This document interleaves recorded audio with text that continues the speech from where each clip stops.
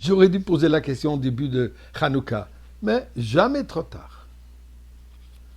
On regarde la menorah, nous avons les lumières, nous avons les bougies. Ce soir, on a déjà allumé les 7. Et du côté, il y a le shamash. Le shamash.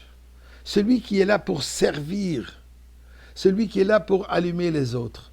Et si vous faites attention sur toutes les menorahs en général, elle est où au milieu entre les deux côtés? Il y a 4 au milieu, il y a, mais les plus hauts, au centre de la menorah, ou alors des deux côtés, un des deux côtés, mais toujours plus haut que les autres.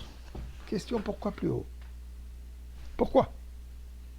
Alors, avant de vous donner la réponse, disons ensemble le chapitre 100 de Tehillim, Mizmor le Soy, Emunah Soy, et bien sûr, Hanouka, n'oubliez pas Hanouka Gelt, tous les soirs pour les enfants.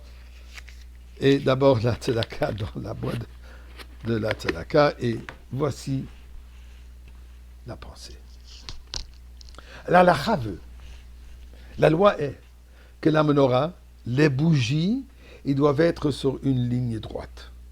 Comme vous voyez, la menorah, les 7 bougies ici, elles sont bien alignées, un à côté de l'autre. Ainsi, il faut aussi que ça soit pas un plus haut que l'autre. D'ailleurs, on trouve aujourd'hui des belles menorahs très jolies, de différentes sortes, qui vont dans les zigzags et dans les hauteurs. C'est très beau pour une décoration pour de la maison. Mais pour la mitzvah, il faut absolument qu'ils soient tous à la même hauteur et qu'ils soient sur une ligne. La raison, puisqu'il faut que ça soit une menorah, que toutes les bougies soient égales, que toutes les bougies soient les mêmes, que toutes les bougies soient unifiées. Si un est plus haut que l'autre, ça devient comme des individus, des bougies individus, pas plutôt comme une expérience unifiée. Sauf le shamash.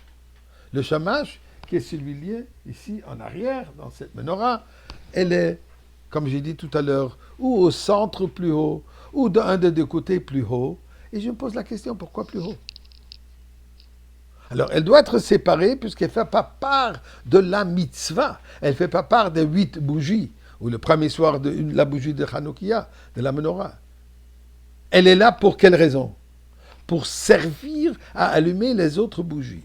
Puisque, comme on dit dans la prière, qu'on chante ou qu'on récite après l'allumage des bougies, Hanerot halalu, qu'est-ce que nous disons? Ve'en lanu reshut lishtamesh bahen. On n'a pas le droit d'avoir aucun service de flamme de ces bougies. Par exemple, si on n'a pas le droit d'allumer quelque chose de cette bougie, on n'a pas le droit de l'utiliser pour lire la lecture, pour donner de la lumière. Alors, étant donné qu'on n'a pas le droit de s'en servir, les Chachamim m'ont dit, gardons une bougie séparée, que si on a besoin de s'en servir, elle est là. La lumière, elle est considérée comme elle vient de celle-là. Donc, elle n'est là que shamash. Shamash qui veut dire serviteur. Alors, elle ne mérite pas d'être plus haut. Elle est moins importante. Elle n'est là que pour servir les autres. Si elle n'est là que pour servir, alors, valorisée, elle est moins. Elle devrait être plus bas. Pourquoi toujours plus haut? Et dans la majorité des menorahs, vous allez voir qu'elle est toujours plus haut. Eh bien, écoutez, la pensée extraordinaire, une pensée tellement simple, mais tellement belle et tellement vraie que le rabbi nous donne. Effectivement, elle ne fait pas part de la mitzvah. Mais c'est elle qui allume les autres bougies. C'est elle qui allume la flamme. D'ailleurs, quand on fait la bracha, ou les brachot, je devrais dire, pour allumer la Hanoukia, on la tient dans la main droite, si vous êtes gaucher, dans la main gauche. Et avec cette bougie allumée, on fait les brachot. Donc c'est elle qui amène la lumière. Où est-ce qu'on place la menorah? Vers l'extérieur. À quel moment on allume les bougies de Hanouka? Tombée de nuit? Et jusqu'à quelle heure? Aussi longtemps, nous dit dans la Gemara, à de tir le ragle de Metarmedoy. Aussi longtemps qu'il y a encore des piétons dans la rue.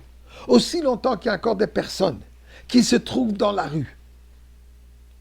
Qui sont dans l'obscurité de la nuit. Qui circulent, qui traînent, qui cherchent même. Ce qu'on appelle the nightlife.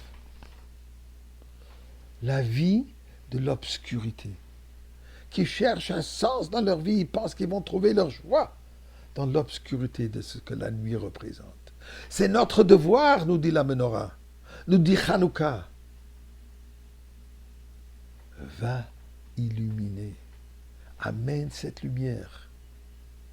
Donc tout le sens de la Hanoukia, est quoi? Allumer les mèches qui sont prêtes à qu'on leur amène cette flamme. Donc celui qui amène la lumière, il est supérieur à celui qui brille déjà. Et c'est ça ce que le Rabbi demande de nous. Et pour cela, vous allez... Je ne sais pas combien de millions de Hanoukiot ont été distribués cette année à travers le monde. Pourquoi? Nous sommes les Shamashim. Et c'est ce Shamash qui nous mène vers la Goula avec la lumière du Beth Amikdash aujourd'hui.